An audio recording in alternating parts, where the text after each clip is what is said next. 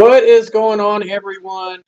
Train Freak here, and I'm going to try to continue on some of these lumber loads.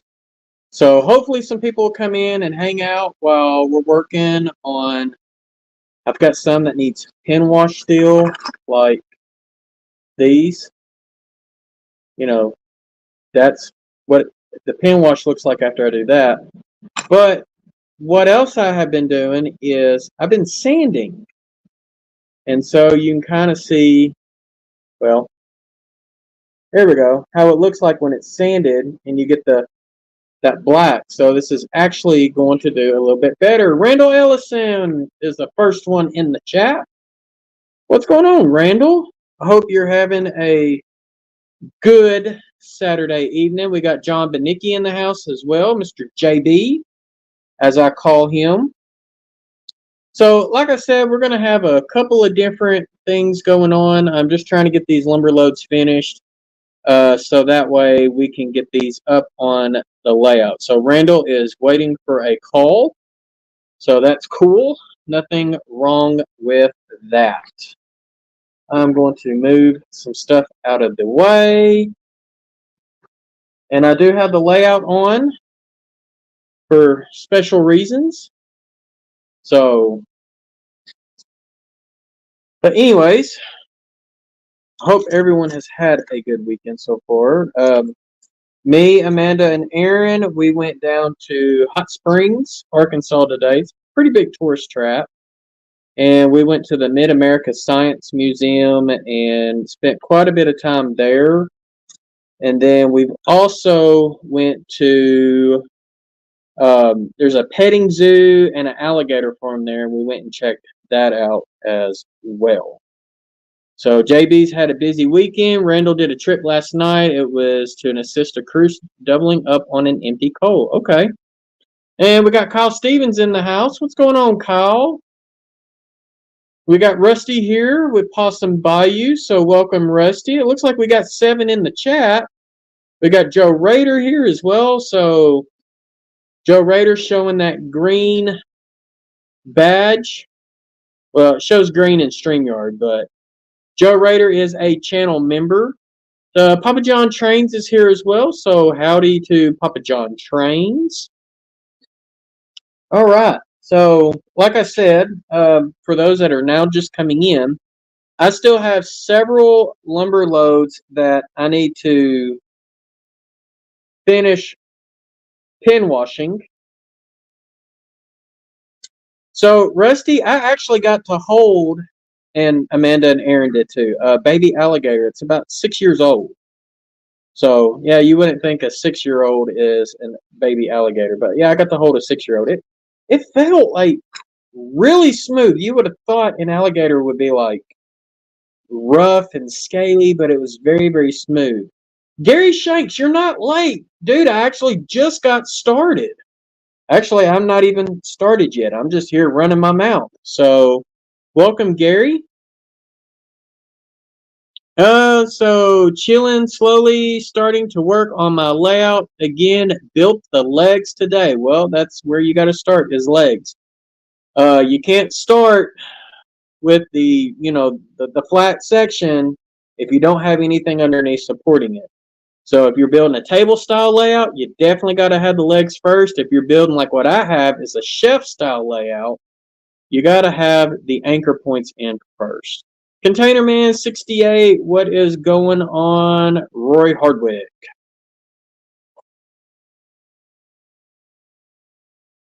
All right.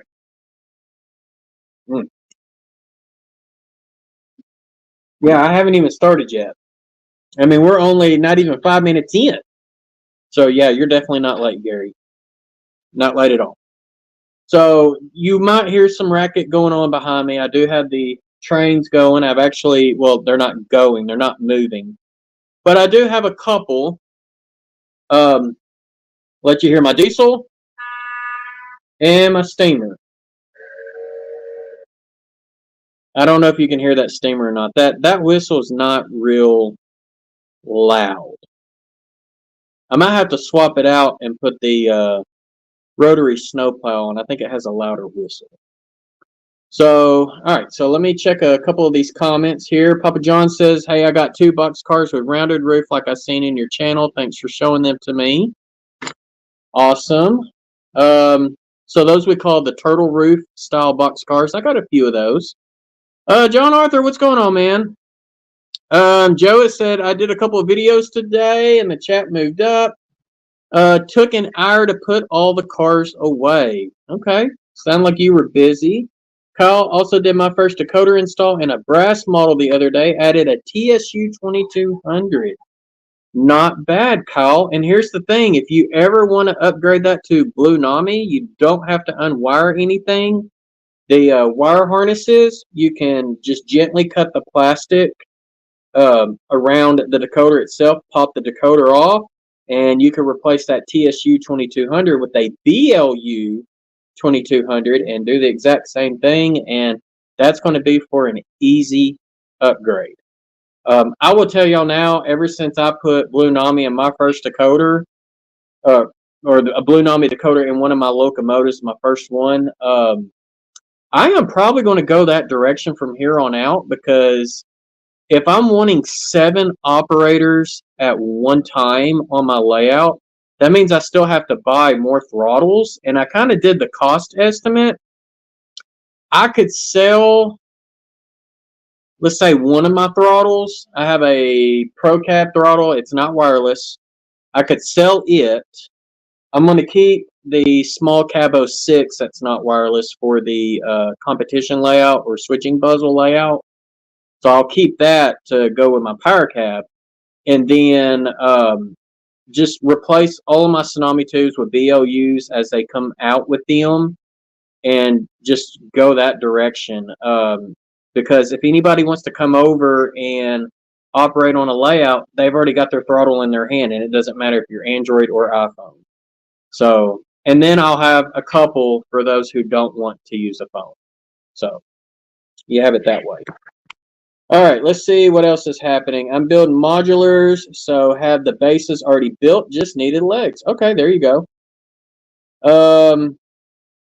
Freak, seen a cotton engine today, thought of you. Oh, well, that's awesome. And Container Man is down in Lindale. Yeah, I know exactly, or I know whereabouts Lindale is. That's not too far. And the B&O called them wagon tops. So the Ashley Drew and Northern had several. They called them turtle roofs. Randall says, I took advantage of Scale Train's exact rail sale last week. Got a Frisco covered hopper and some much needed parts for some of my older rolling stock. It just arrived today.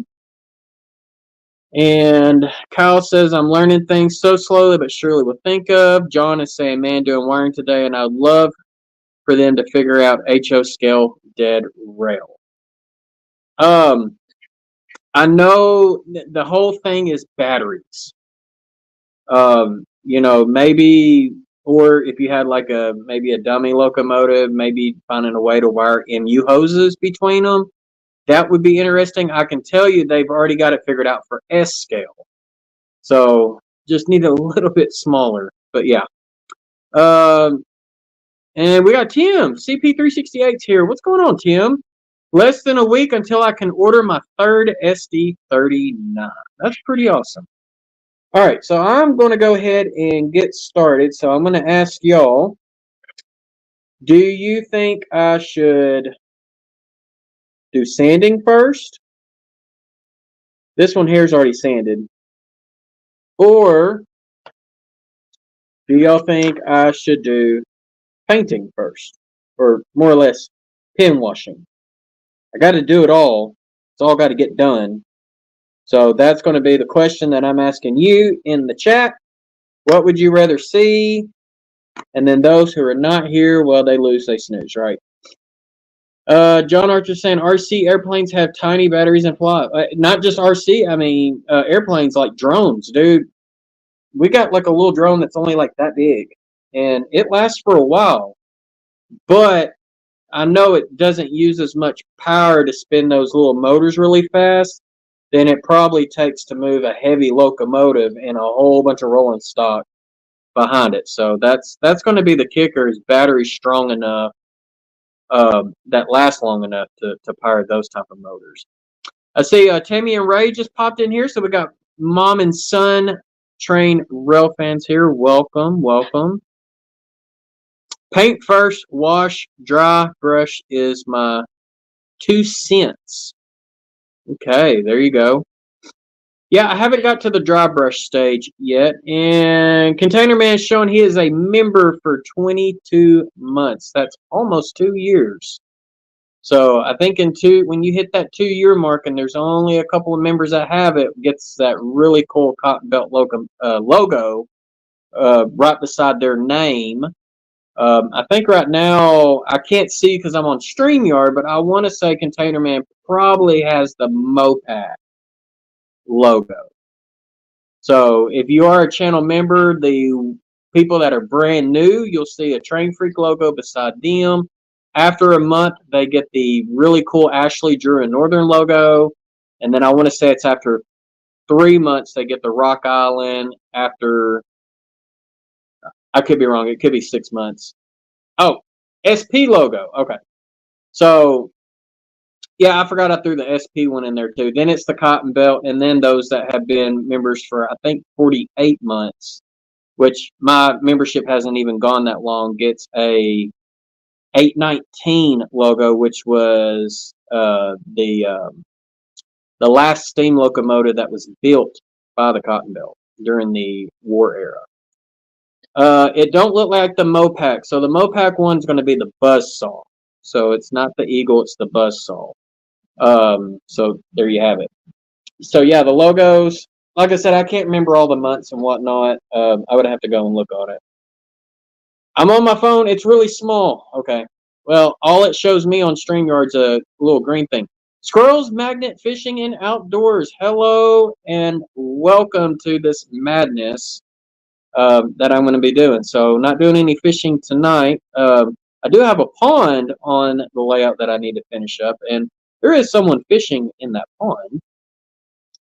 But anyways, all right. So John Arthur, he gave us 2 cents. I haven't seen anybody else's 2 cents. So it looks like I'm going to move the sanding block out of the way. And dust my plate off.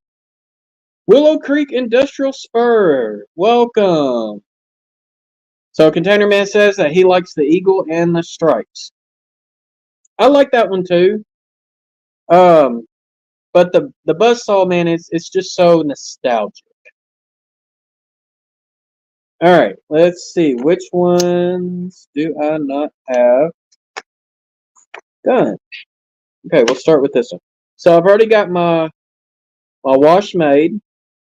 If anybody wants to know what I put in it, it's got 20 drops of water, 20 drops of IPA, and this is 91% isopropyl alcohol. And let's see, I put in 20 of each of those and 6 drops of Bombay India ink. And this color is sepia. I do have black, but I like this one a little bit better. So Kyle says he prefers the Sleepy Kitty or the Capitol Dome. Nothing wrong with that either. I prefer the Gensaw, which is Cotton Belt's weird looking logo that is supposed to be for a Cotton Belt gin. Don't ask me how they came up, or whoever came up with the design. I have no clue.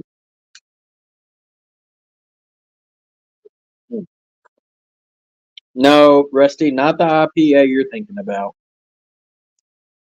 Obviously not that. All right. So, but this IPA, isopropyl alcohol, is good for washes, not so good for cleaning track. So keep that in mind. All right. CP368, Tim is saying he likes the Blue Diamond. And I agree with you, John. 91% of that kind of IPA would be pretty deadly. All right, so I'm going to try to angle my phone down. Chaotic Trains, howdy from a fellow Arkansan. Well, welcome, Chaotic.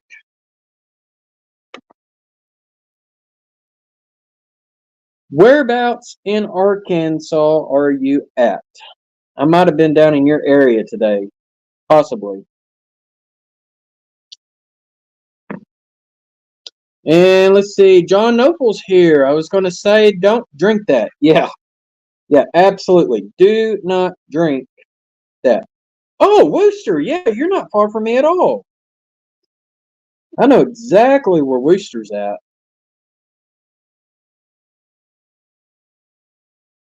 Okay, I probably don't need to use this brush.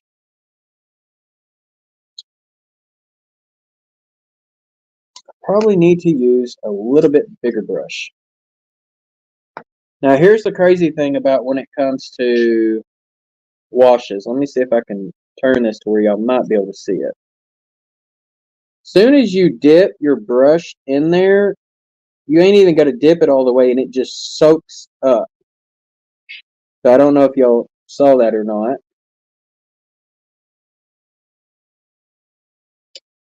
All right, you saw me at the last Central Arkansas train show, and you're going to see me at the next one. I will promise you that. I will be there.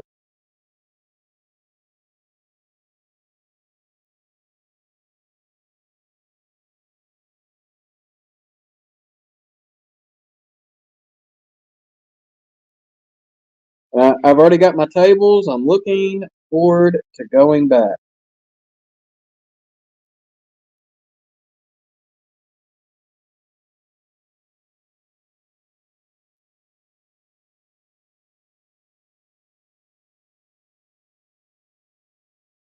Don't drink it. Oh, come on. I got almost a quart of that stuff.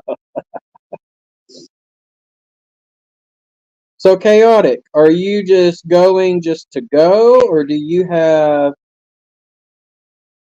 tables or a layout? Are you part of any of the clubs?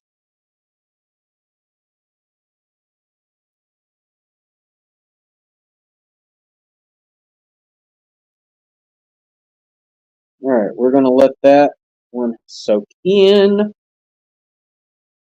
Let's see. Okay, all of those are done, so I don't need to mess with those. Lynn McCurdy, another channel member, has popped in the house, along with Container Man is here and Joe Rader. What am I looking to sell right now? I have no clue, but I've had a couple of guys reach out to me, wanting to see if I'd be interested in selling some stuff for them on consignment. I do have a gentleman that I know for sure that has a whole bunch of double pole, double throw switches that he's got for sale, because he thought he was going to need those with his tortoises until I introduced him to layout command control, and I have been working on his layout like quite a bit, working on his layout.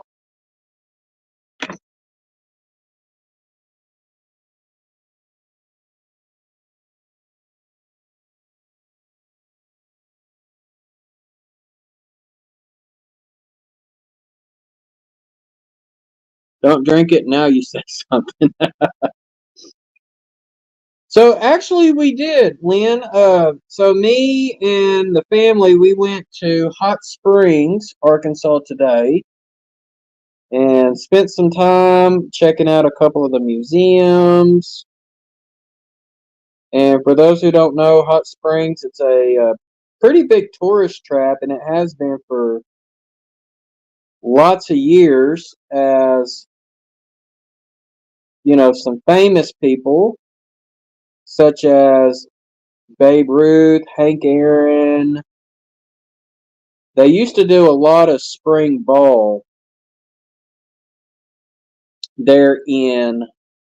All right, John Opal, have a good evening, bud. Um, you know, they used to do spring ball back in spring baseball back in Hot Springs a lot back in the early 1900s.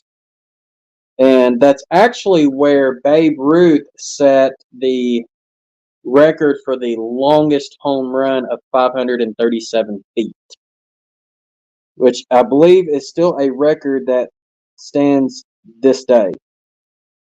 But that's where that one happened. But Hot Springs was also not famous for baseball players, but for mafia gangsters, such as Al Capone. So there is a gangster museum there. It's also it's part of a national park. So I mean, it's got some pretty neat history there.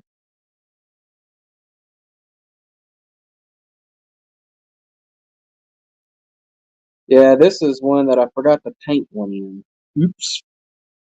All right. I'm actually going to add a little bit more India ink. Bonnie and Clyde is actually their museum is down in Gippsland, Louisiana. All right, I just added 3 more drops of just the India ink.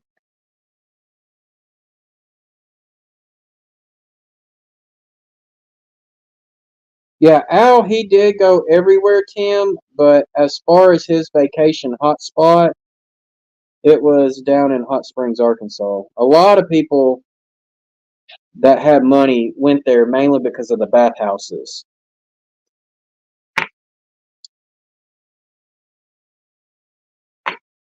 But yeah, Hot Springs, huge tourist trap.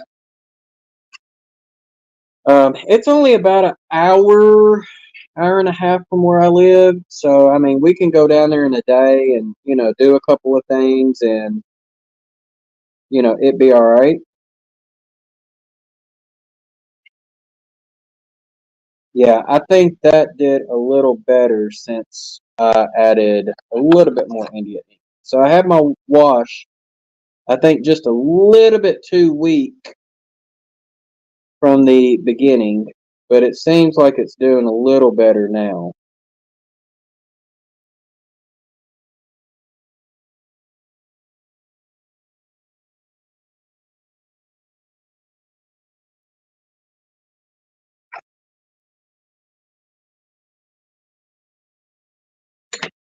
Wow, Papa John's just posted 7 videos, 3 from today. Wasn't there a president that hung out there? I've been there once.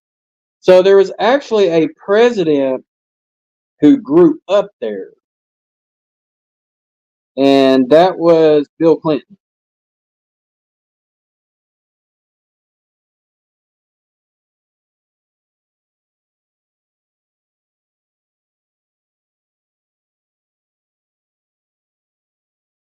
Bill was actually born in Hope, Arkansas, but his childhood home was in Hot Springs.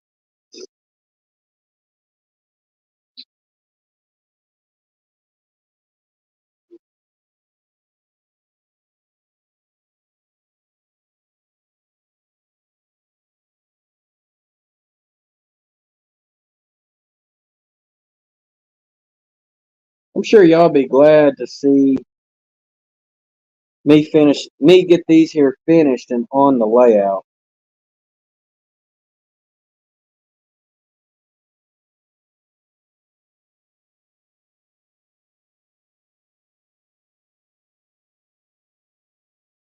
Any chance of coming up around Thayer sub area again, Jason?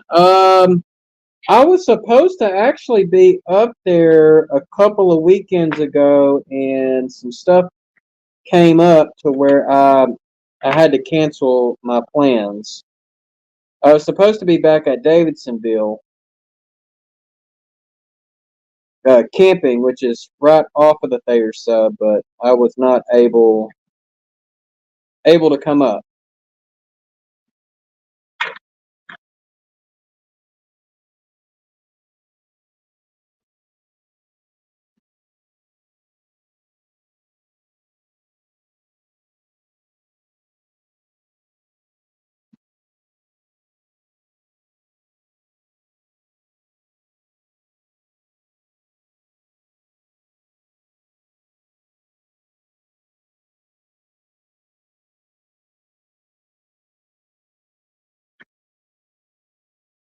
FDR spent his time in Abilene, Kansas. Okay. Yeah, different presidents, they do different things. Here's one that's not a president, but he was a vice president, and that would be Dick Cheney. Spent a lot of time in Stuttgart, Arkansas during duck season.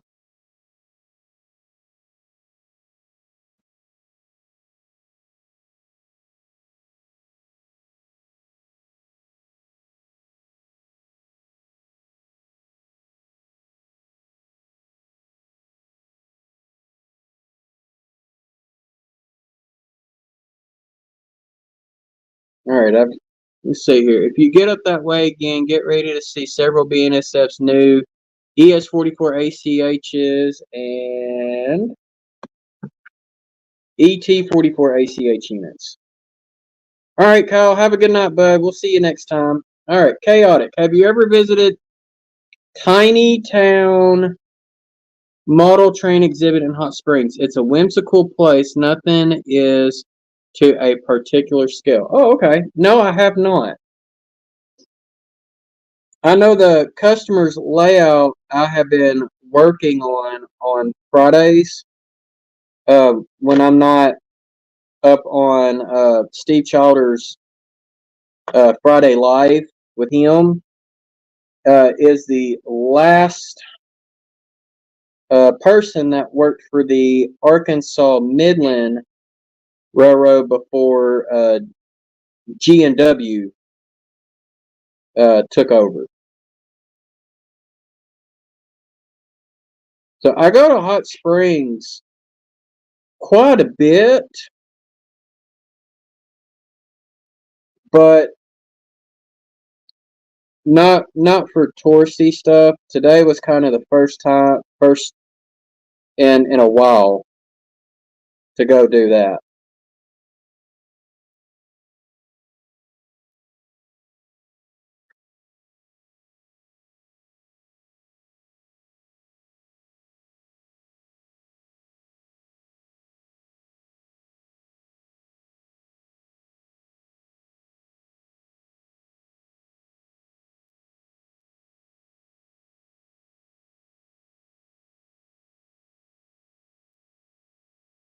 Joe, I know where Valonia is. That's not far from me either. And I do know where some of those um, silos are located.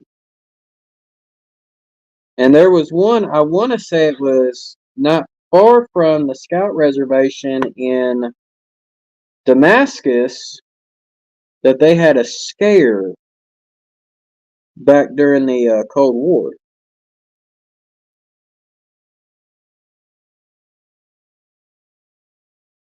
And if you want to tell that story in the chat, be my guest.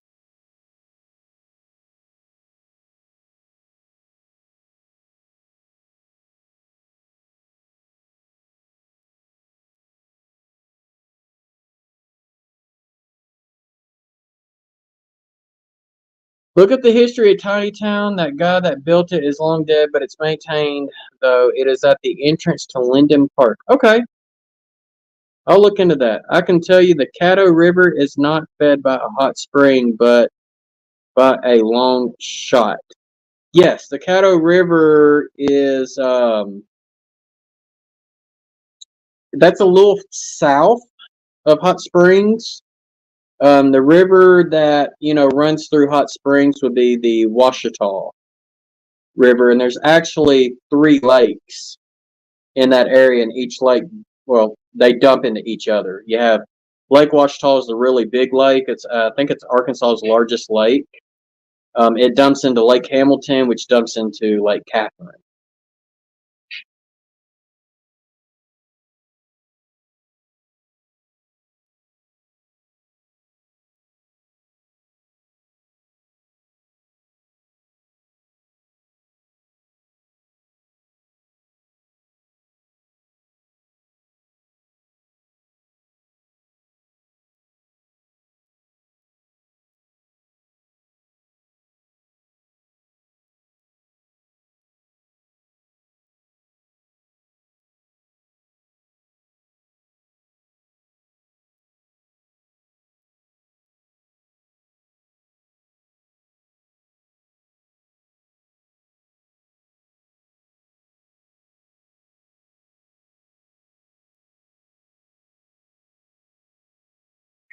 I think that's the one that blew up. Yeah. Yeah, it's so the Scout Reservation, if you look up like US Highway 65 that goes north and south, not far from Worcester, there's a town called Damascus, and the Scout Reservation is on the west side of the highway. The silo that blew up, if not mistaken, is on the east side of the highway. But I do know there are silos over there close to the Scout Reservation as well.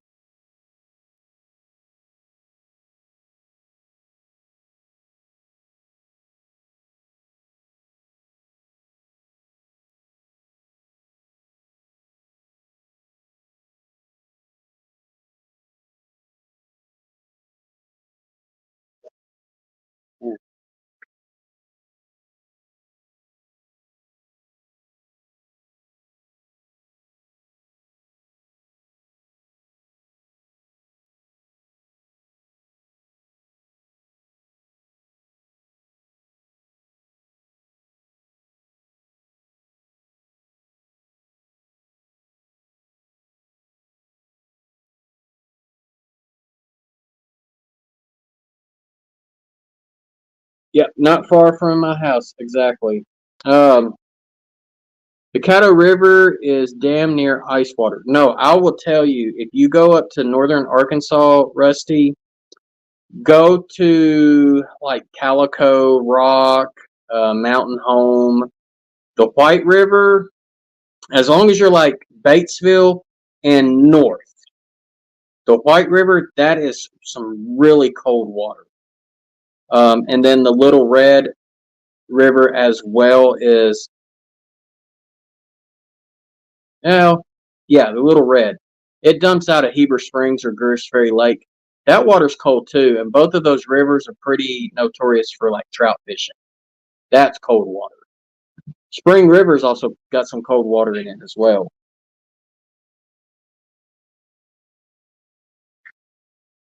Buffalo River's got some pretty cold water, which the Buffalo dumps into the White.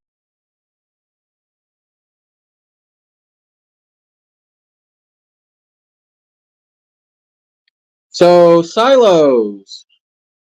So ours here in Arkansas holds typically one of a few things. We have, of course, Milo for like chicken feed, but most of them hold either rice, corn, or soybean.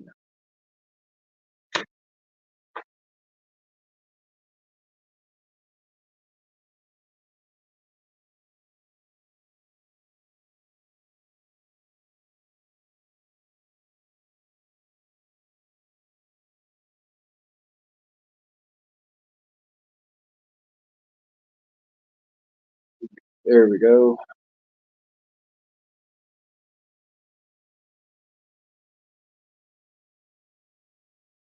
Yeah, yeah.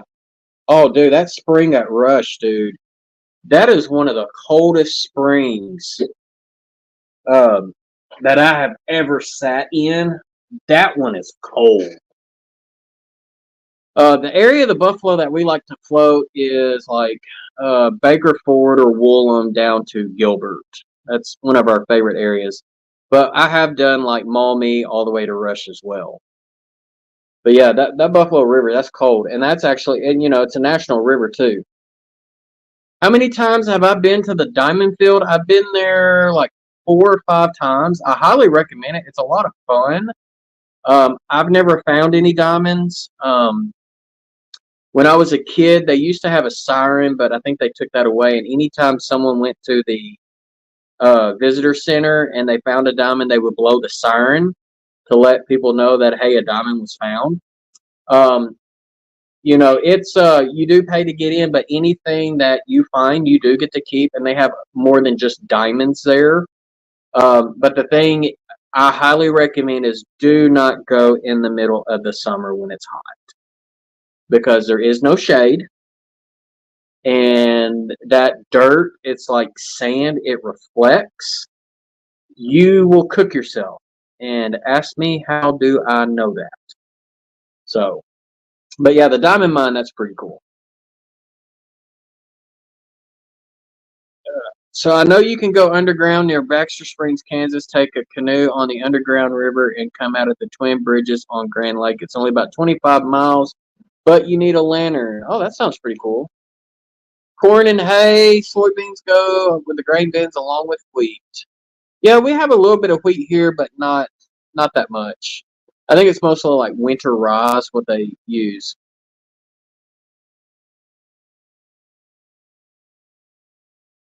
And Arkansas is hot, hot, hot in the summer, and you will bake even in the shade.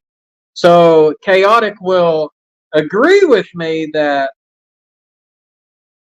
roughly 8 months out of the year we live in what's called Arkansas. The other 4 months of the year, it's known as Arkansasna. So Arkansasna. It's hot, muggy. Your sweat does not cool your body down like those out in the dry heat get. It's plumb miserable. And because of that, we have what's called heat indexes, due to the dew points.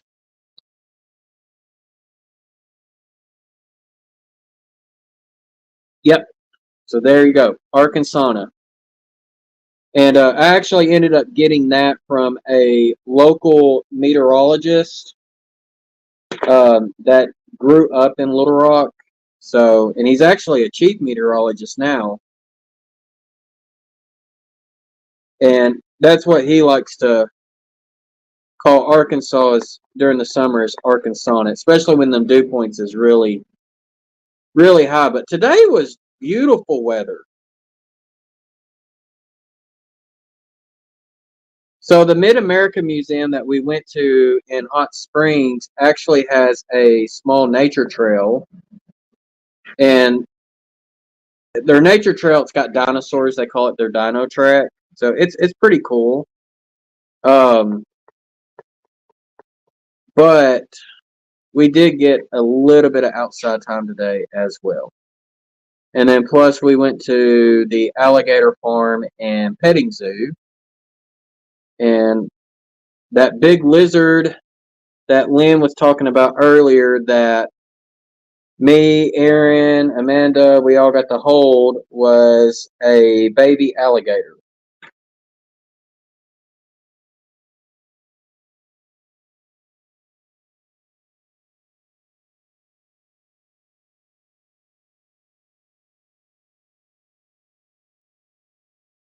Yep, Todd Jacobian, you got it.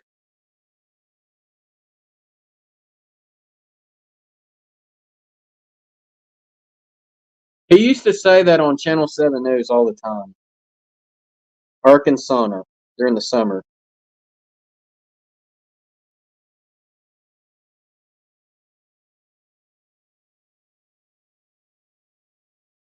Okay, there was one decommissioned near Hutchinson, Kansas. Someone bought it and turned it into their house, and okay. And turned it into their house. Bet it cost too much to operate the lights, so they just sold it. Now I think it just sits. So a lot of the silos in our area, Roy, I know have been filled in. There are still some that are functional per se. Like they still have some warheads in them, but most of them have been filled in.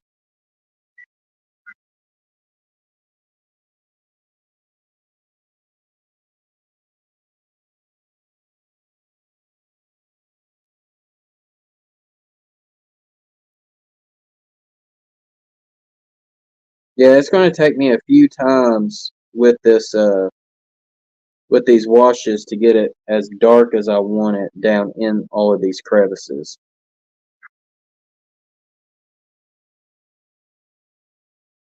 But we're getting there. It just takes time.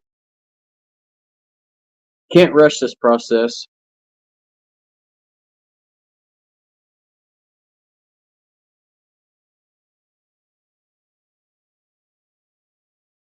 All right, I think I'm going to let those dry for a little bit. I am going to clean the brush.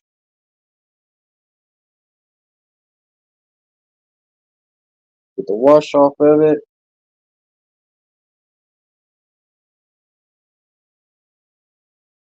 Okay, so all of them are. I didn't realize that they were all out of service. I thought there were still a few that were still had stuff in them. I'll put it that way. All right. Now on to some noisy fun. I'm going to move that out of the way.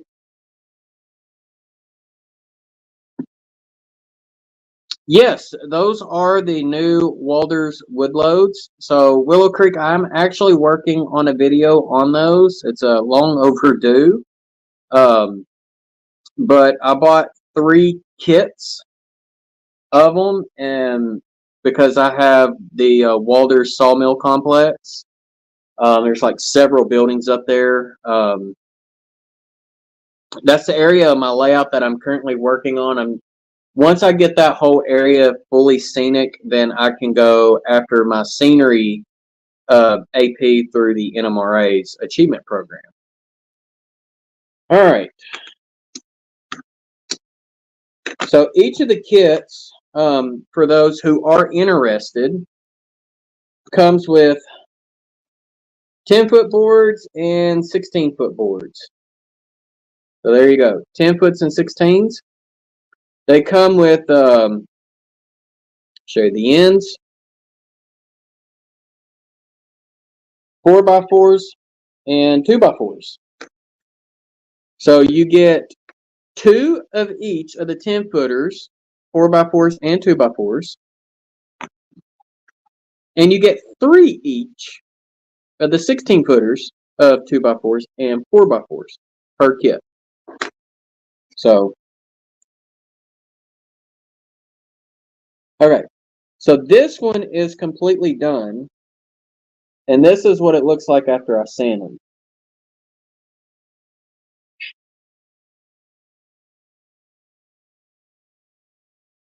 Looks a whole lot better.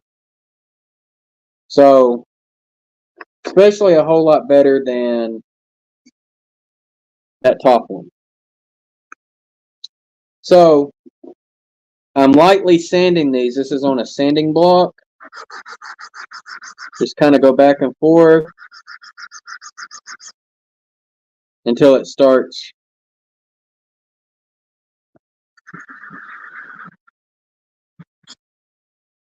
kind of coming out. If the edges are being sanded faster than the center, then I'll kind of work on the edge. Damn, I still need to get that home and built some gifts for you, freak. I think you'll like them. Hey, I'll take gifts. I'll tell you this, if they're not used on the layout, I do have a display shelf that I put things that people either found for me or whatnot. I do have a way of displaying.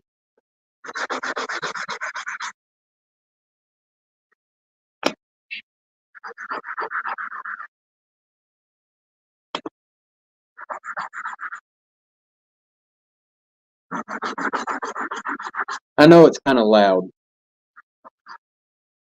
but it must happen. And guys, these are not going to be up to the edge of the layout. They're going to be a little further back, so I'm not striving for total perfection on these. I'm hoping they'll all be displayed on the layout. Well, Roy, as long as they fit my era of 1958, I will be glad to have them on the layout.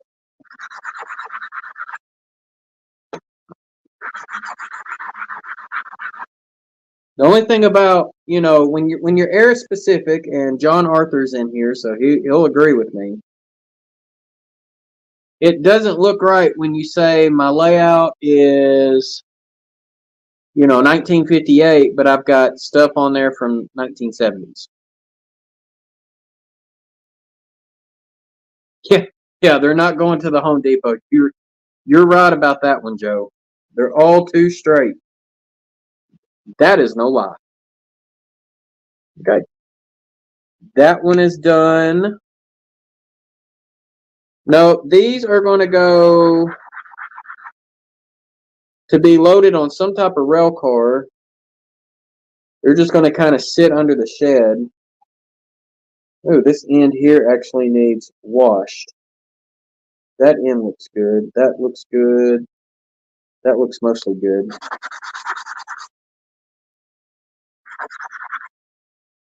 Looks better now. Actually, you know what? I can stack that end and not even worry about it. So, man, it is warm in here. There we go. I got to get some air on. They ain't going to Lowe's either. That's true, too.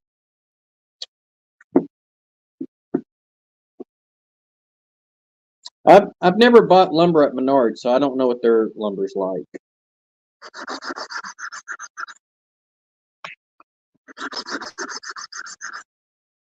We've got some local sawmills here. I try to support them, but I've even noticed even some of their stuff is crap. I think it's the trees that they plant. I really think it's that.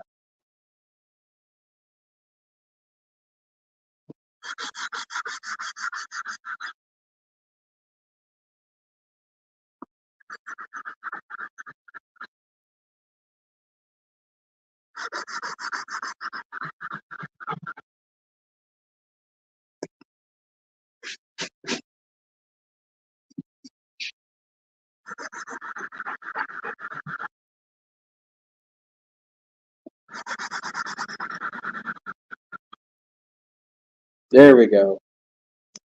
Edward, Happy Valley Hobbies, welcome. Hopefully next time I go to the lumber yard, they aren't charging over $8 for a 1x4. Yeah, the prices come back down. Yeah, Chaotic. I love Menards too. I've actually got some of their buildings, and I'm probably going to end up selling. I already sold the Morton Salt one. Ended up selling that one already. I've got a Piggly Wiggly I might consider letting go because they don't make that one no more in HO scale, and it doesn't really fit my era anyways. The only one I will probably end up keeping is Gamer and Drones, because to me that one's just kind of funny. So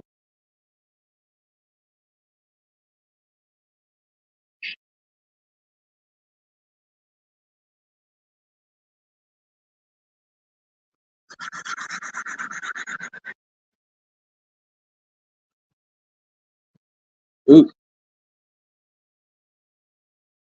All right, we're gonna go with that one. We're gonna call that one done. All right, that one needs that and that. Yeah, that one's done. So Rusty went to the Piggly Wiggly today. For those that don't know, that is a grocery train. Kind of in mine and Rusty's area. Well, where I grew up in Pine Bluff, and Pine Bluff didn't have any Piggly Wigglies, but all the towns around Pine Bluff did. So, okay, bought the Rocket Diner not long ago. That's pretty cool. No, the one that I have, Roy, it's too modern. It's like 1980s, 1990s. Yeah, Piggly Wigglies, those are like Alabama, Mississippi, Louisiana, Southern Arkansas, or more southeastern Arkansas. I don't know if they go all the way to Georgia or not, but that's kind of where the Piggly Wigglies are located. The town I went to college had one.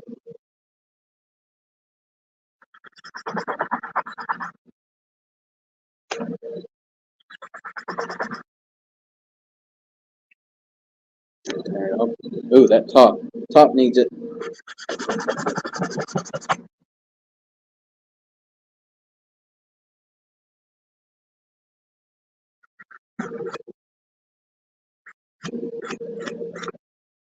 There we go.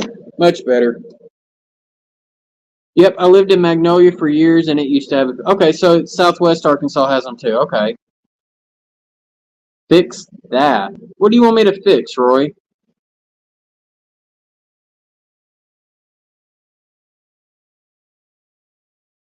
There used to be a Piggly Wiggly in Southern California. Loved the neon sign with the tail wagging.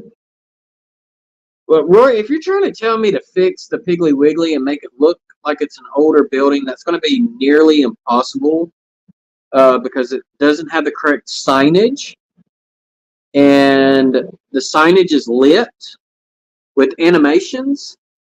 So I really don't want to mess with that. That would not be smart on my part.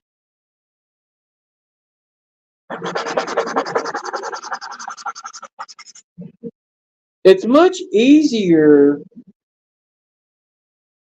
to make a building look. Let me put it this way. So the building is like 1980s, right? It's much easier for me to take that building and make it look like it would be present day, like, 2020s. Because all I got to do is weather the crap out of it. But to take a building style that was built in the 70s or the 80s and try to retrofit it to make it look like it was built in the 40s or the 50s, you literally have to tear the whole thing apart and redo the walls because they did not build buildings the same back then. And then, of course, the evolution of logos and, some of that stuff, that plays a role too. Let me go grab a couple of cars and I'll explain.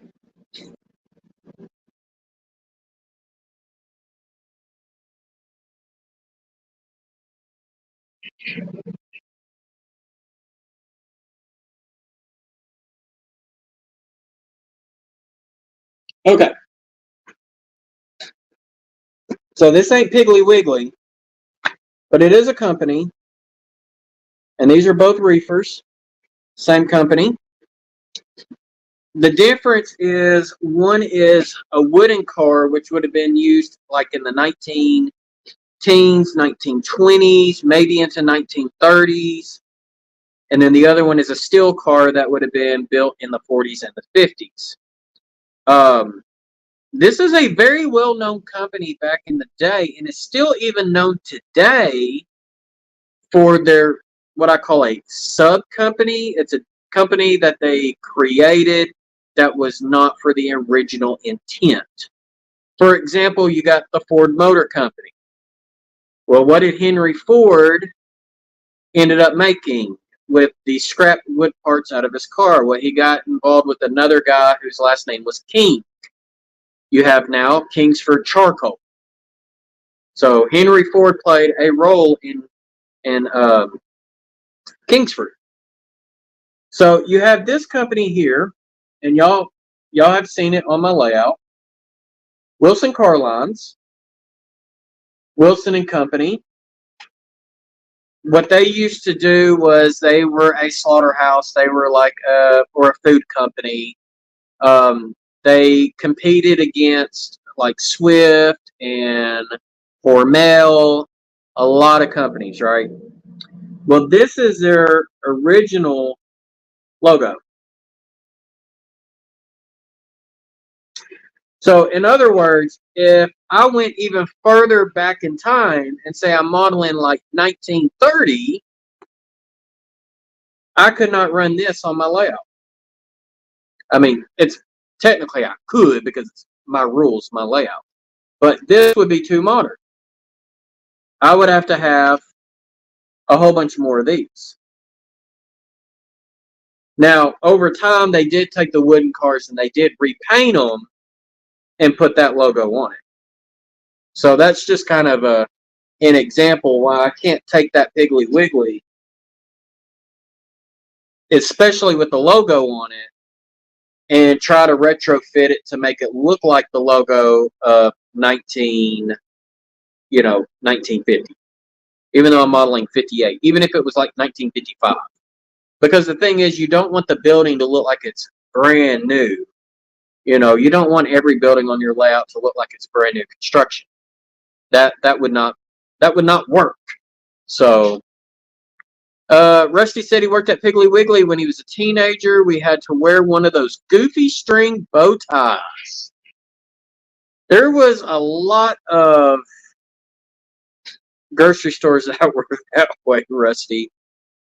Price Chopper. We actually used to have one of those here in Cabot, and they sold out. Never heard of a Hannaford. Shaw's Grand Union's about an hour away. So here, we have Edwards Price Cutter. It's kind of my mom and pop chain.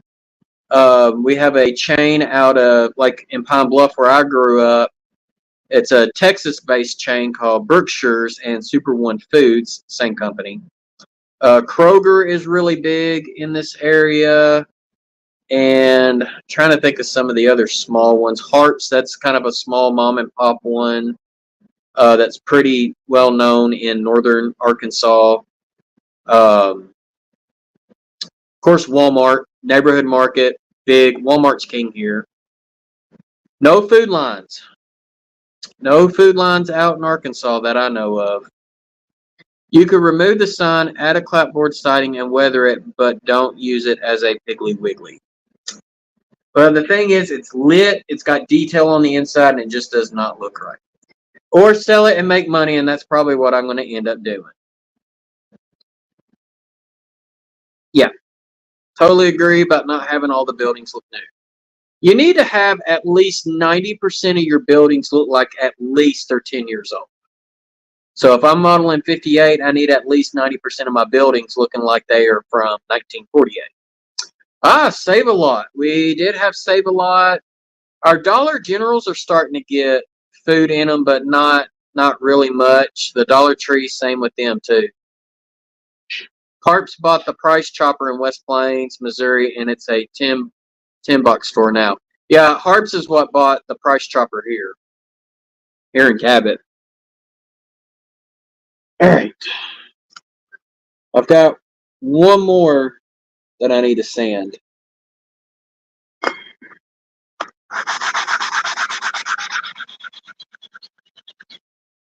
I think if I named all the grocery chains here in Richmond, it would exceed the character limit. You're probably right, John.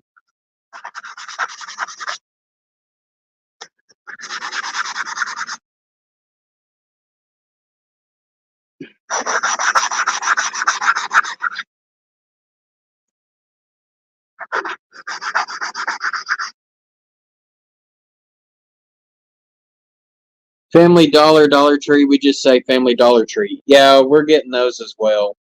There's a big Dollar General store walking distance from my house.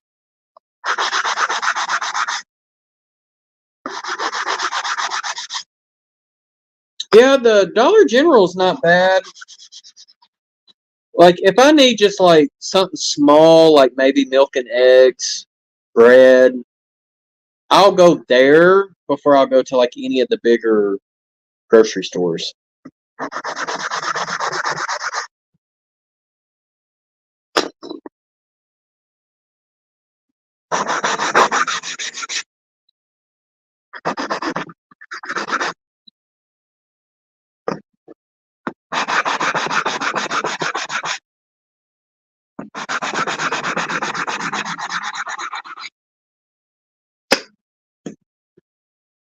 No, I do not, Roy. I do not know the story behind it. All right.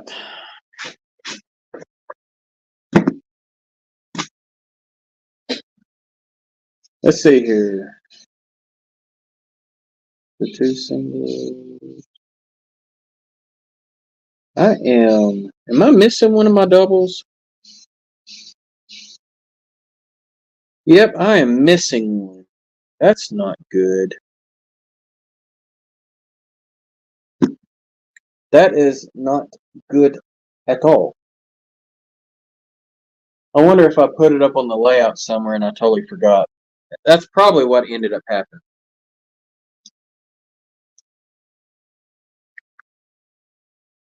Yep, just like Trader Joe's and Aldi's. Now, we do have a Trader Joe's in Little Rock, and we are getting an Aldi's. So I'm really excited about that.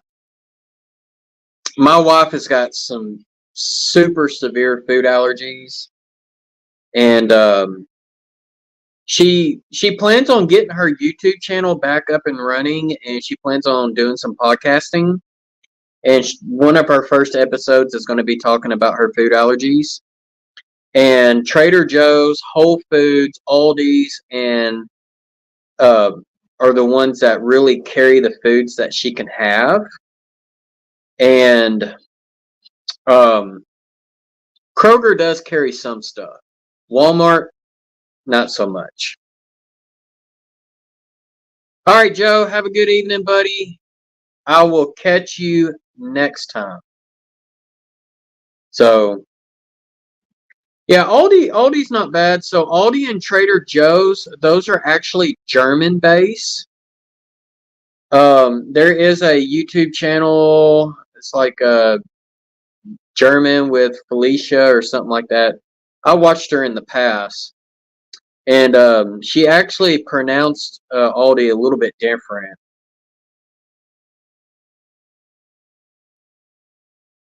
Little, I've never seen Little or Lidl or however that's pronounced.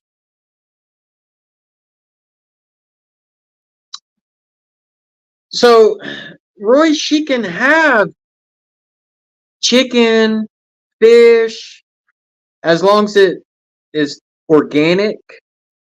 It's not processed. That means canned with all of the extra crap. She can have those. She just can't have anything mammal. So she eats chicken all the time, but she has to do it a certain way. And she can have any type of fresh seafood or even freshwater, like, catfish. She could have that as long as it's not fed with a feed that has mammal byproduct. Dwayne's Fork and Spoon Railroad. What's going on, Dwayne?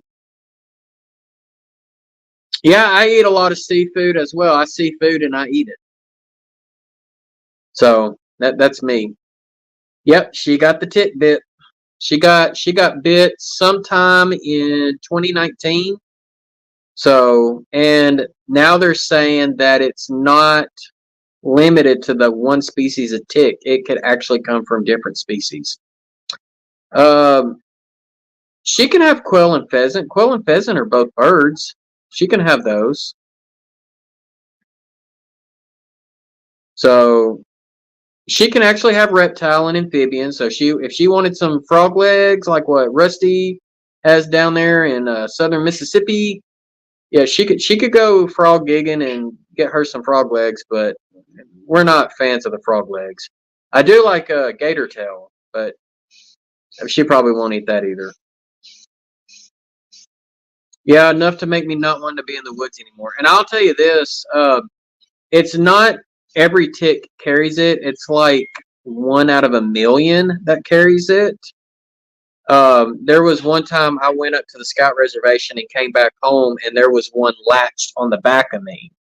When she checked me for, ticks, yeah, there was a Lone Star tick latched, but that was 6 months ago. So, I mean, it could happen to me. I don't know, because they say it doesn't happen right away. It could take months. So you really don't know when you're going to get it. Containerman, South Arkansas. We got gators here in southern Arkansas too, man. I got to hold a gator today. So, very smooth. Very, very smooth. I mean, I've held snakes before too. But that gator was a lot smoother than snakes. But yeah, I don't know. I can't give up, my country style living. So Rusty had West Nile back in 2004. I bet that was not fun. Derailed Darrell listening while driving home. Well, drive safe, buddy. And Darrell is also a channel member. So, yeah, I haven't had it so far in, let's see, hold on. Do I have some wood? I ain't going to tap on the plastic stuff here. I have not had any type of like sickness so far with like mosquitoes and stuff like that. Maybe I'm lucky. Also grew up in a town that had them pretty bad where, they had the trucks spraying by. When you live close to all the rice fields and whatnot, man, it's like mosquito haven. Mystic Railroad, yo, Captain Shortbeard. Yeah, it's I've kind of grew it out a little bit. Like I can actually grab it again. But that's probably as long as I'm going to keep it for a while. Amanda does not want it back down to here again. So, but anyways. All right, so I've got some of the lumber loads sanded. They're ready to go on the layout now, so that'll be awesome. Let me take a look at these here that we started off with. Oh, I said I was missing a lumber load, right? It's right here in front of me.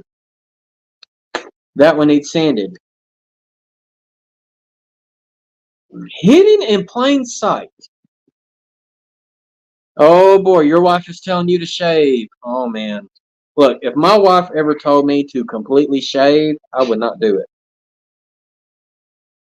But she's also seen me completely shaved, and she's like, yeah, don't do that again. Now, I did have shingles not too long ago. I had a small spot back here on the back of my head that was shingles back in the fall. That sucked.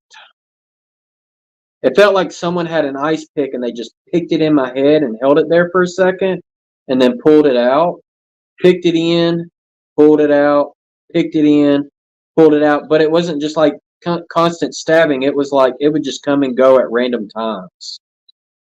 Yeah, it really sucked. So yeah, Chaotic, go and check my videos from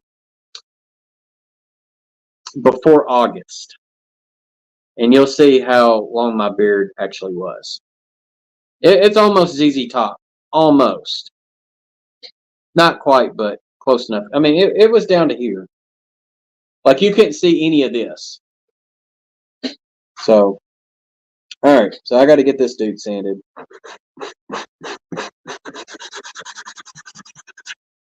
My great-grandfather had horrible shingles. My mom has told stories of how he would howl in pain. I'm telling you, if that... And the thing is, I'm too young to get the vaccine. They will not give it to me. And I've already caught it. Yeah, it feels like an ice pick. It hurts.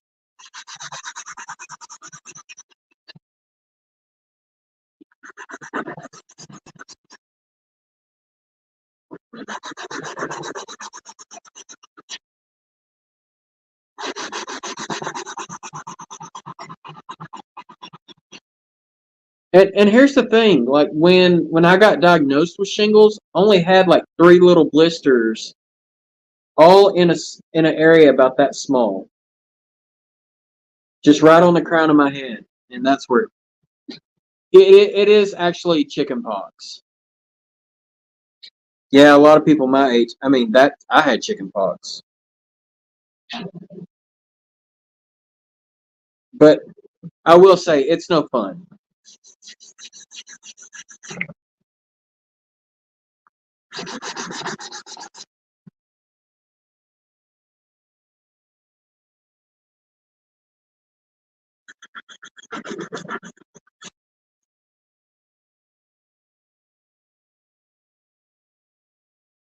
All right, so Lynn said I had a few years ago before 2020 on the top of my legs. Felt like I had a bunch of ant bites. Just got the anti-shingle shot last week. So, can you catch it multiple times? I don't know if once you catch it, are you done? Can you get it again? That's what I would like to know.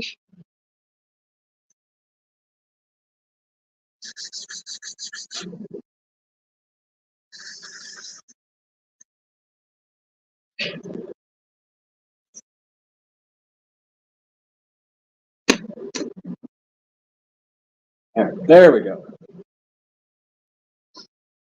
3, 3. Let's see. All right, 6 of those. 1, 2, 1, 2, 3, 4, 5, 6, 7, 8. Okay, yeah, I got them all here. I think once you catch it, it's always there and can cause shingers later, maybe, possibly. Okay, so Chaotic's got one that it flares up in the end.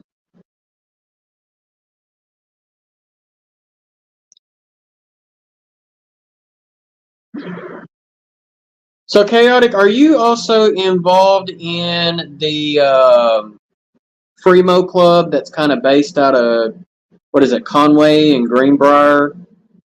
I know there's a Fremo Club up there, but I don't, what is it, Crooked Rails? I think that's what they call themselves. Are you part of them by chance? I know of a couple of guys. Well, I know them by name. Actually, one guy by name.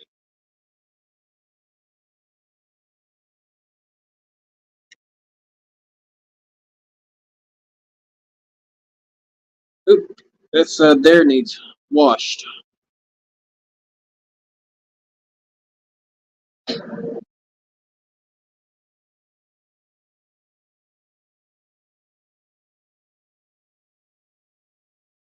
Okay, so you used to be in it, not anymore. Okay.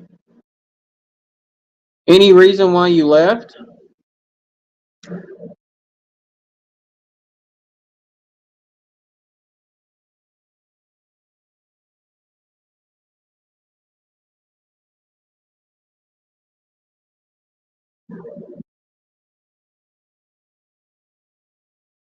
I try not to make crooked roads. So, guys, I will tell you this. Being married to someone who has alpha gal syndrome, it's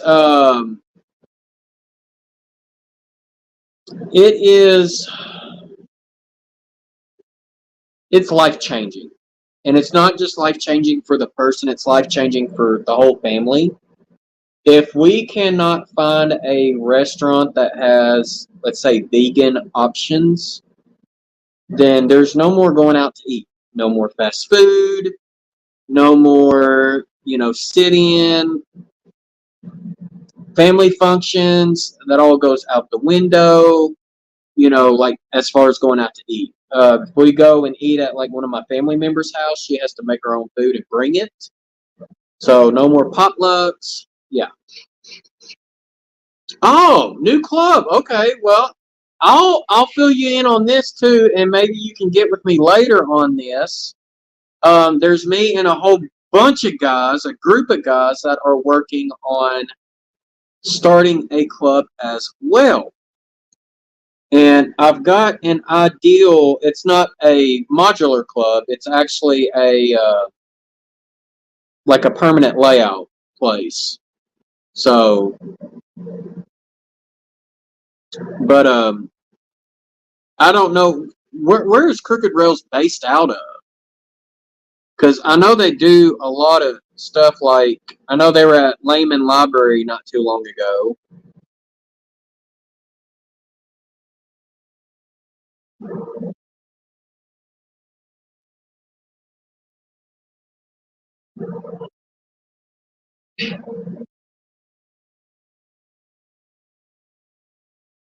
But I will tell you, there's me and several guys that are working together. Southwest Little Rock. I didn't think they were, and I thought they were like Conway. Like, I thought they were around like Conway, Greenbrier, maybe Clinton. So I didn't think Southwest Little Rock, like Mablevale. There used to be a pretty cool hobby shop in Mablevale. It was one of my favorites. But Mark, his landlord canceled the lease on him, and he just didn't feel like trying to find another place, so he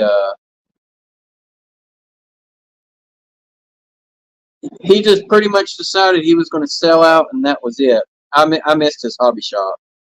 That was one of my favorites.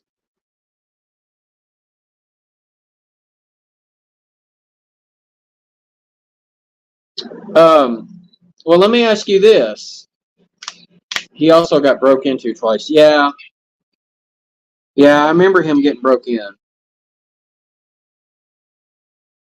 Well, even Darrell over at Rail and Sprue has been broke in, but every time he gets broke in, they don't steal anything.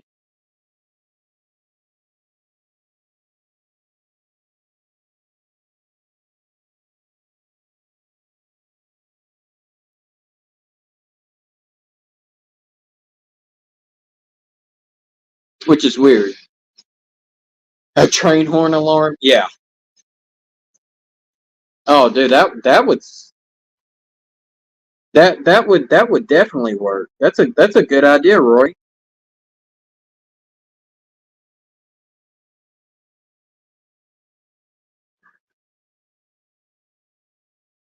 Well, let me ask you this: is Cabot, is that too far of a drive as well?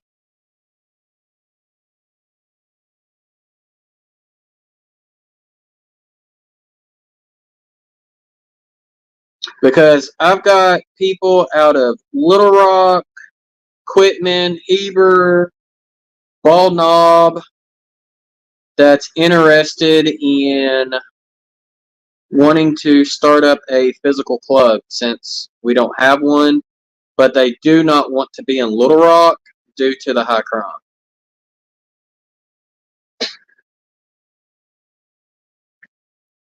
So I'm just curious to see if that would be something you'd be interested in doing.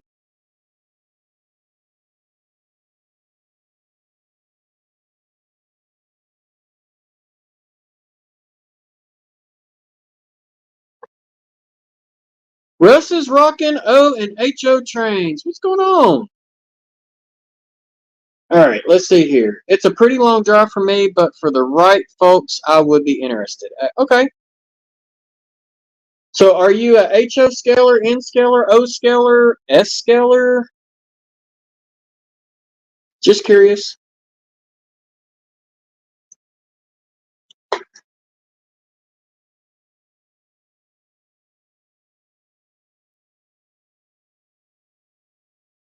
For me, whatever the club decides to do, I personally, I don't care. I mean, it's like I told some of my friends. I've already got my own layout. My layout's not even fully built, but it's a club size layout. And the reason why I haven't fully built it is because I don't want the top deck, the bottom deck being in the way of me trying to wire stuff up under the top deck. Yeah, I think all of these hobby shops get broke into from time to time. Okay, so mostly HO. Yeah, I mean, that's me. So the guys that I've talked to, until we can actually get a place, they said, they want to use my place for the time being, which I'm okay with, but it would be also better if, we had other members that actually had layouts. So,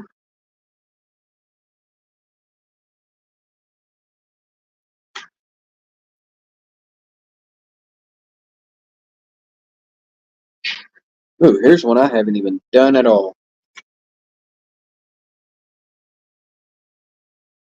And I'm going to have to make up some more mixture because I am about out.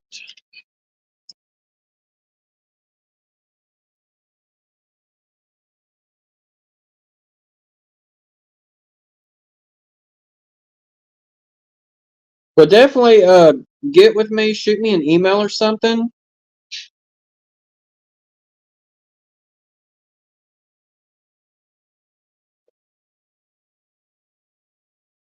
And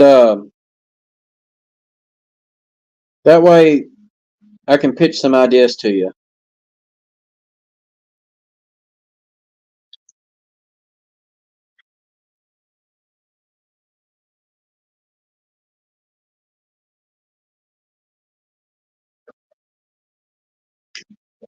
Yeah, John, dude, I get it. That was like me working on a buddy of mine. Most of y'all know him, but I'm not going to say who it is because I don't want to give that away. Hold on just a second.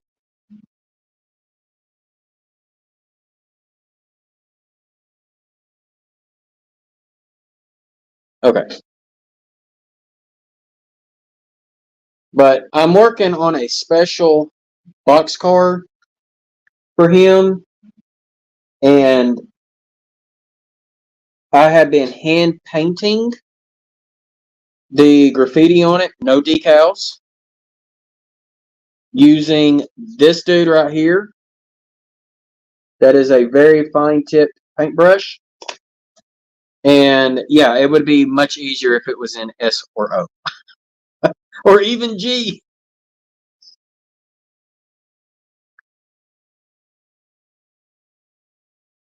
Oh, Darby Rail Services, welcome. Yeah, that's sad. So Arkansas, Little Rock used to have one. It was called Arkansas Valley Lines, and they used the Mopax buzzsaw, and they were out of Little Rock. And they, I think, closed up shop like in 2006. And Central Arkansas has not had a club that did a physical location since.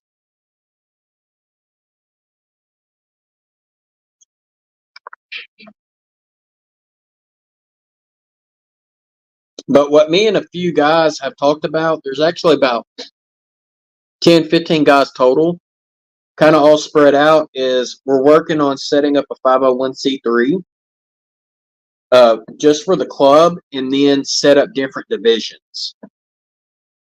So we all share the same 501c3.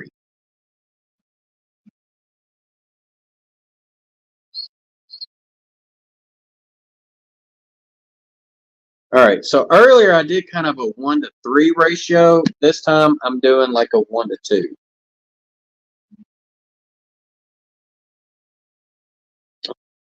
See if that does it a little better.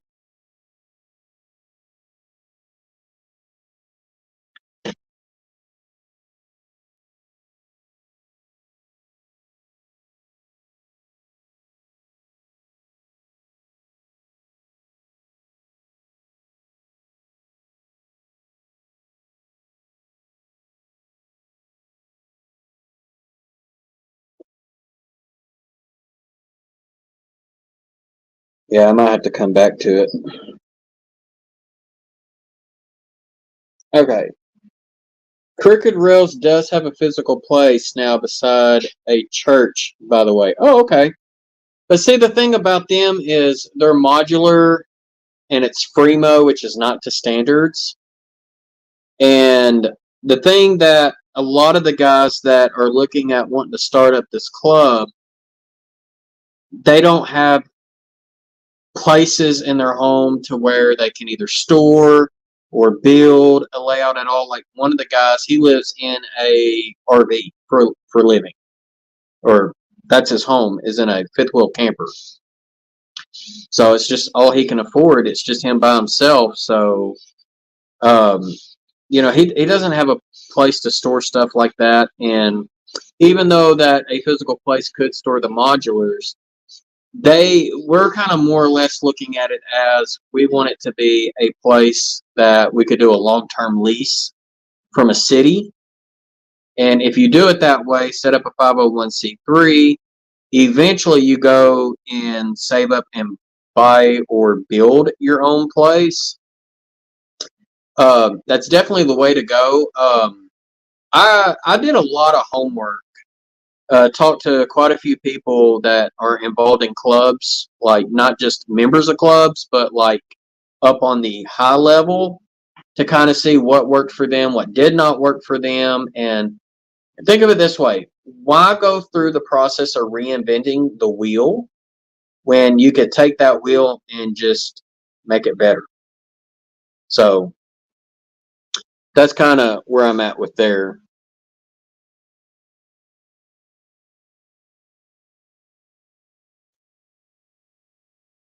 FEMO is its own standard.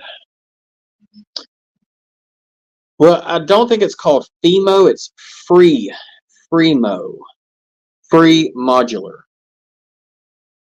Yeah, I mean, technically, you're right. It does kind of have its own standard.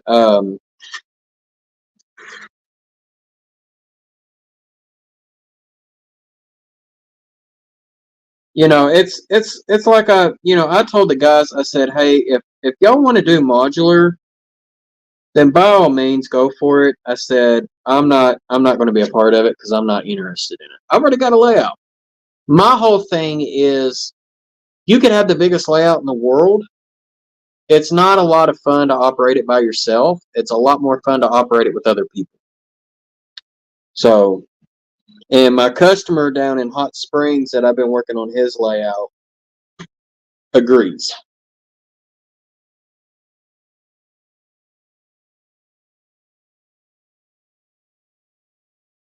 Because he's kind of in the same situation. But he's got a group of people down there that actually comes to his house and they operate. Another good example is Steve Davis in Coweta, Oklahoma. He does operations every last Saturday of the month. No matter if it's the 4th or 5th Saturday, it's always the last one. And he always gets a good turnout. So, that's the thing about the hobby is, the camaraderie between each other and, operating together and, doing it than just running trains in a circle. No offense to those who like that. Dang it, freak, I can't drive to your place well, I understand that. I mean, I'm not asking you to, Rory. Just for everyone else, I wouldn't call what Crooked Rails has any kind of standard. They are their own standard. One of the guy builds the modules out of metal. They have a double mainline. Yeah, I mean their stuff is great. They actually not this past year at Conway, but the year before, they saw my little demo layout with the signaling and stuff, and they wanted to see how they could incorporate it in their layout. And I asked them, I said, are y'all going to be hooking up the same modules every time in the same row? And they said, no. And I said, well, it's probably not going to work the way you want it. Because signaling, it's very specific. But no, their setup's really cool. I like the Little Red Engineers' layout as well. Modular layouts are great for train shows because you can take them to the train shows. But for me, it's just not my interest. So I apologize if I kind of said anything negative on that. Like I said, it's just not my interest. I really like the work that they did. There was one that had like this humongous battleship that I thought was pretty cool. And that was at the train show last year. Yeah. It was not at the one the year before. So, not everybody wants to have a gargantuan of a layout like what I have. Audio went bucket. And there went the microphone. Jesus Christ.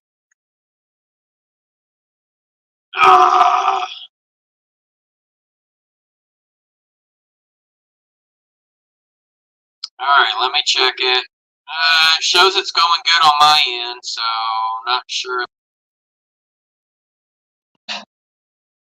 Did that fix it? What happened to my mic? So I'm actually using my phone, so I don't know what happened to the mic. So hopefully the sound issue straightens out.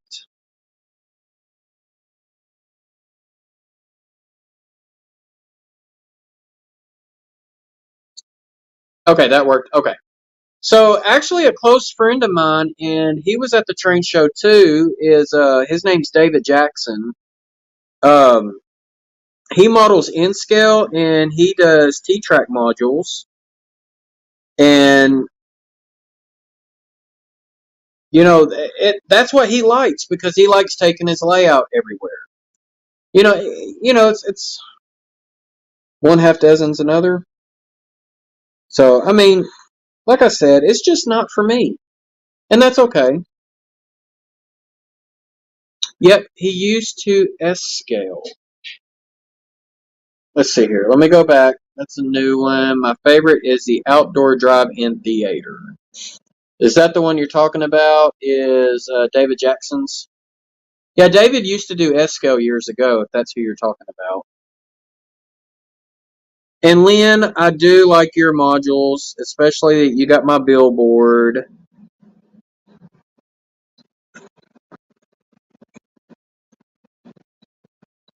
So I don't know what was causing the mic issue. It's got to be a StreamYard thing. No, for Crooked Rails. David used to do ESCO. Yeah, I've known David for years. God. I don't even... 15, 20 years just about. David and Craig. I don't know if you know Craig Christensen.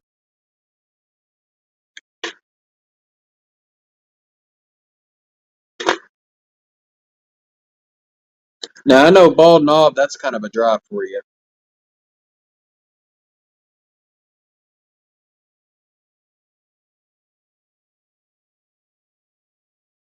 See, they talked about trying to start a club up in Bald Knob, and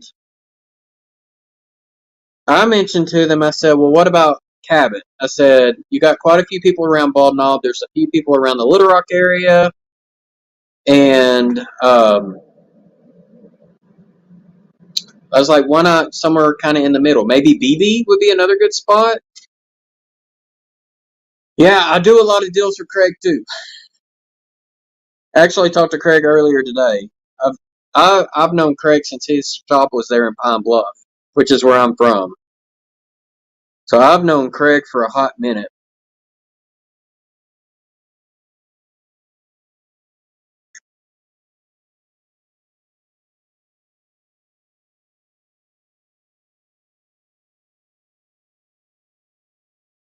So who's your buddy? Because I bet you I probably know your buddy.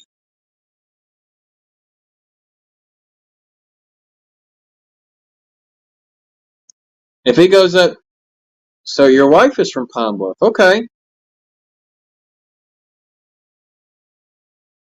Well, not a lot of people like to claim that. So Edward does modules since my apartment is smaller than most people. See, and that's what works for Edward. Rick Tanner. No, I don't know Rick. I might know him if I see him, but I don't know like him personally. I go to Bald Knob all the time. Craig actually asked me to come up today, and I was like, no, I'm going with the family down to Hot Springs.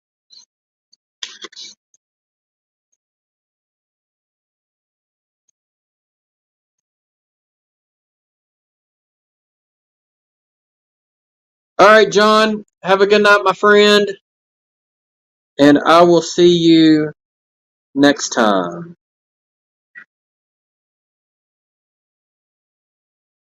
How is Amanda doing? She's doing pretty good. So luckily enough, we actually got to find a restaurant there in Hot Springs, right off of Lake Hamilton, that she could actually eat at. They had a vegan menu or vegan options. So that worked out really good for us because we don't really get to go and sit. That probably wouldn't recognize them. We had a vendor tables not that far from you at the train show. Okay.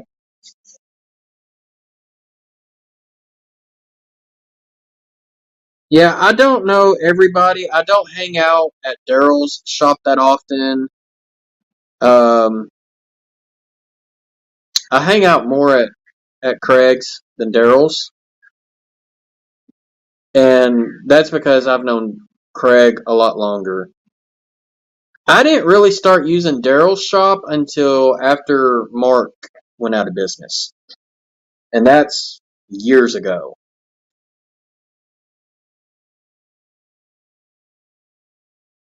All right. I'm going to have to let these dudes dry before I can do any type of sanding. All right. Let's see here. What do I have here?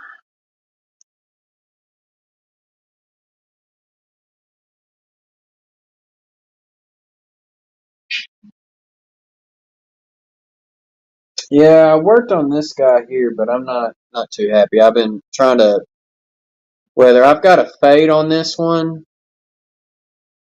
I thought I did do a pin wash on it, but yeah, it needs like rust effects and stuff like that. I'll probably do that one for another time.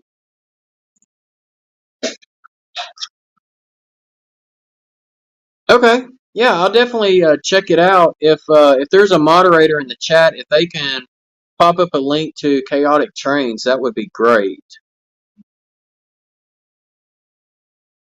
Yeah, yeah. One Track Mind. That was the place. Actually ended up seeing Mark at the train show last year. I didn't get to say hi. He didn't make it all the way to my table, but I'm hoping I get a little bit more interest this year because I'm actually bringing two layouts. I got the demo layout that I'm bringing for LCC with the signaling, and I've got a switching puzzle layout that I will be bringing, and there will be a prize for the winner. So, oh yeah, that's why I saved these, because it's much easier to do this than to try to hold it, with your hand. All right, Edward, have a good night, bud. I hope you have a great weekend, and we will catch you next time. So, and for those out there that are the religious or non-religious, really doesn't matter. I mean, it's Easter weekend too. So if you're one that's religious, have a happy Easter because you know the meaning on that. And if you're the one that likes the rabbit pooping out eggs, then you have your happy Easter on that too. So,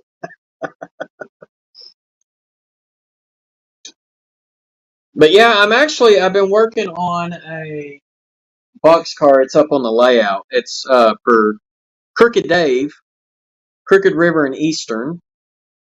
I've been working on one for him, but I'm not sharing that one to everybody. Darby is saying food. So has everyone had a great week? Well, wife's big deal is Passover. Yes. So this past Friday was Good Friday.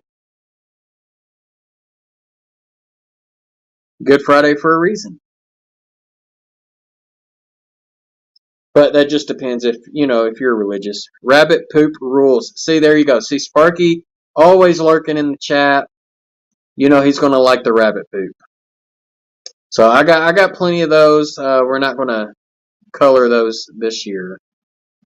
So we've got chickens that we raise as well. I get eggs every day. So especially the mini egg ones. Let's see. What are they called? Like the robin eggs? I think that's what they call them. Those are pretty good. Easter snuck up on us this year. Yeah, it snuck up on us too. So normally Easter's in April, and now it's March 31st. So I guess it's maybe the 13th weekend out of the year is typically when they do Easter. I could be wrong. So, because I know typically April is Easter, May is Mother's Day weekend, and June is Father's Day weekend, typically. So yeah, Easter in March this year is a little odd. So Look, the only Easter eggs I want are the gigantic ones that come with model train stuff in it. Those are the only eggs I want. Now, what's my chances of getting those eggs? Probably absolutely zero. So, yep, I doubt I get any model train stuff, but that's okay. Something to do with the moon and the astronauts thing, equinox maybe. Yeah, I don't know. I really, really do not know. Now, I can tell you what I am looking forward to that it does involve the moon. And Sparky, I think it hits your area as well, is we're going to have a total eclipse. So I'm really looking forward to that. So that's going to be something pretty cool. But I think it hits Toronto, or I want to say Toronto's in it. So I know you're close to that.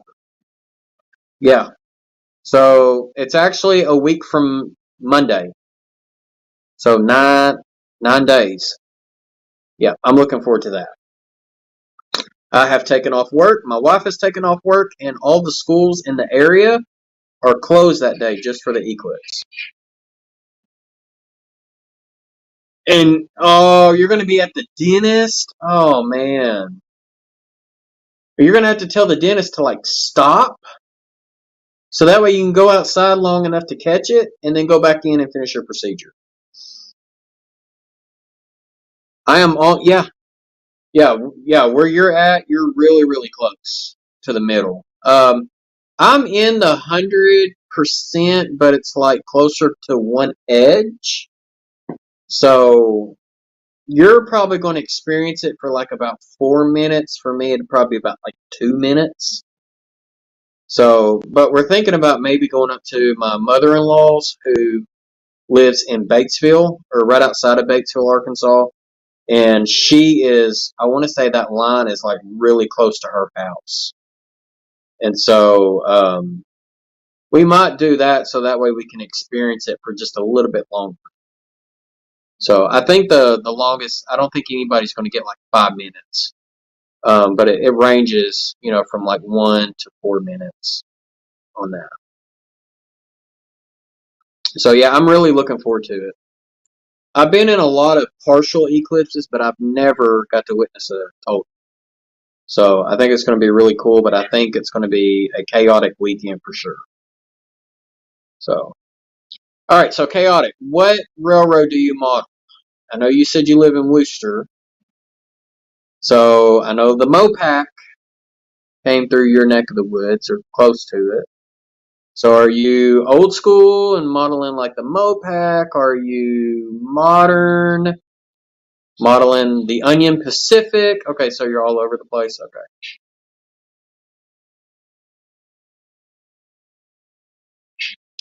There's nothing wrong with that.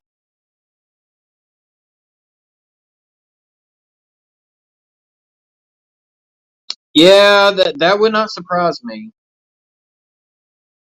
Santa Fe's a good railroad. I like Santa Fe. I don't run it because Santa Fe did not come here, but Craig is a huge Santa Fe guy. But of course, he grew up out west, so we have all sorts of warnings for the eclipse and before. So when we went to the Mid America Museum there in Hot Springs, we did this. It's called a dome video. It's kind of like IMAX, but it's like two different projectors project this image like on a domed roof. It's really cool. They showed like all of the cities, and it's hitting like a lot of major U.S. cities. So like, Austin, Texas, Dallas, Fort Worth is in path of totality. Um, Arkansas really doesn't have any major cities, but I mean, if you want to say Little Rock, Arkansas, Hot Springs, Jonesboro, Texarkana, those are some of the more populated ones. St. Louis is in the mix.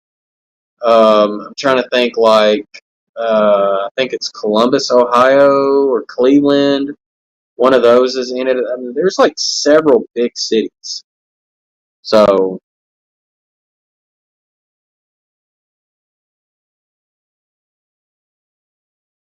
Train Mountain in Oregon. So I think it's a partial way out in Oregon because I don't think it's going to be going through Oregon. Now I know they did that. There was a toter several years ago that went through Oregon. So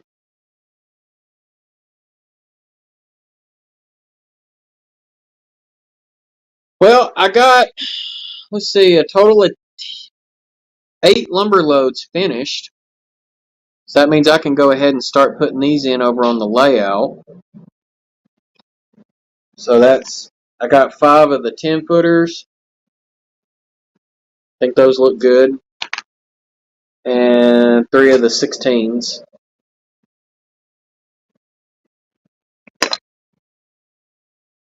And I'll probably have to add some more coats of wash to some of these too. But I got to let some of that dry, and then I can sand and clear it out. So, but I'm probably going to stick on here for maybe about 15 more minutes. So this is a time that I'm going to let y'all kind of shine. So why don't you post your subscriptions if you got anything special coming up on your channel.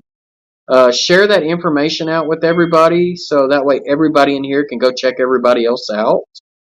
You know, just kind of promote each other through and through in the community, and that's kind of how we can help each other grow. So if you want to go ahead and do that, feel free.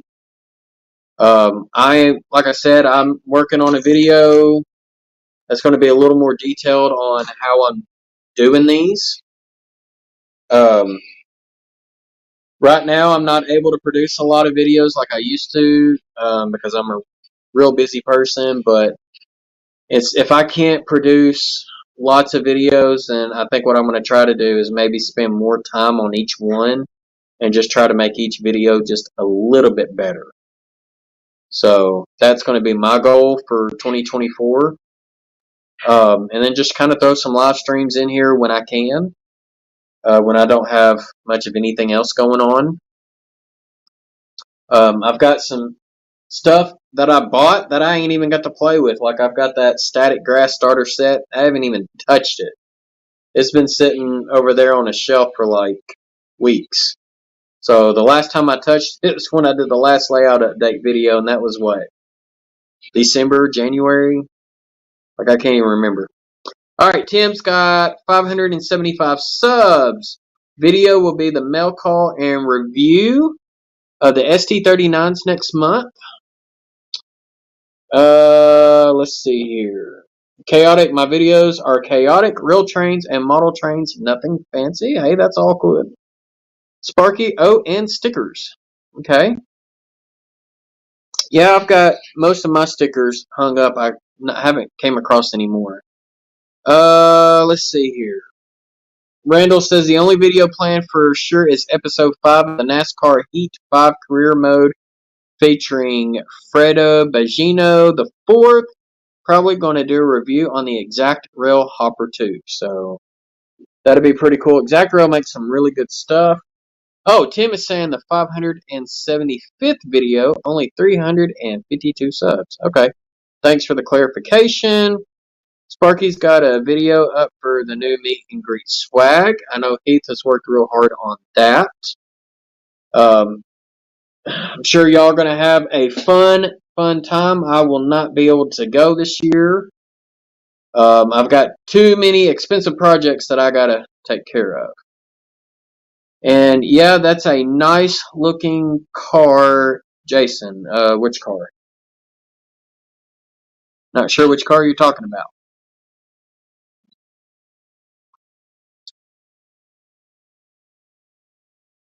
You talking about the NASCAR car? Because I know you said something about NASCAR Heat. And I haven't done video games in a hot minute. I think once you start getting kids and you're involved in their lives, you really just don't have much time for video games. Oh, the exact rail. Yeah. I've got a couple. Tangent makes a good model too. So Tangent, Exact Rail, those are like some of your higher end stuff. They make some really nice stuff. That is for sure. So I saw where Sparky was live last night. He had a pretty good sized panel up. I hopped in there for a little bit. Swag is up only for a limited time, so you better get it while it's hot. So there you go. So Sparky, where's that swag located?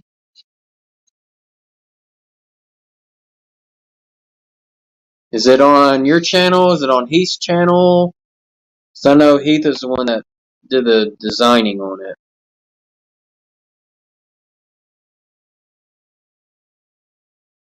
Teespring. So it's I'm assuming it's on your Teespring.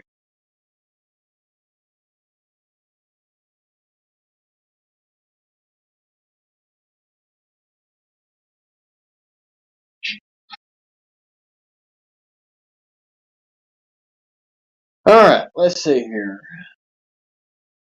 The last video, there is a link in the description. Alright, there you go. So if you want some of Sparky's meet and greet for this year, if you plan on attending, you want to wear some swag, go check out his last video and get you some swag. So if you want some Train Freak swag, I think my Teespring's in the description. It should be. So you can get you some of that swag too. So, but I think most of you have already got my swag that wanted it. So that's okay. So yeah, he does a good job on that stuff. He's got a little bit more time than some of us in the community. So, and he's really good when it comes to like graphics design and stuff. He's got like a background in that, especially video production. So yeah, I mean Heath helped me out with my website, there, and so I feel like he did a pretty good job, for just a basic website. That's what he did for me. So I have to give him credit for that. He helped me get that up and going. So yeah, he does good. So all right, guys. Well, I'm gonna go ahead and cut it out of here. So I wish y'all a great Easter weekend. Do not eat too many of the rabbit poop balls, or in this case, chocolate eggs. But I do hope that you do get to spend some time with your family this weekend if you're able to. If not, friends, family, spend some time with someone. So it's a good weekend to do so. So other than that, y'all be safe out there. I had your Conrail sign up and running, needs new batteries already. So Sparky, they make a module. So before I let you go, they make a module, Miller Engineering does. And if you go and watch my NMRA electrical certification, I actually talked about that module. My sign that's right there above my finger that's actually running, it runs off of track power. And so no more batteries. So basically all you do is just clip the wires that went to the battery pack and you connect it to that module, and then the module actually power up 6 signs, 6 different animated signs. So definitely look into that. You would be a lot happier than the battery. So that way, as soon as you turn the layout on, all your signs come on too.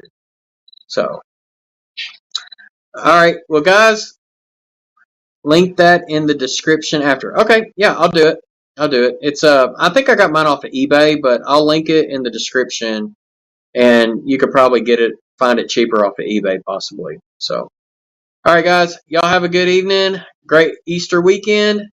I will see y'all next time. Happy railroading.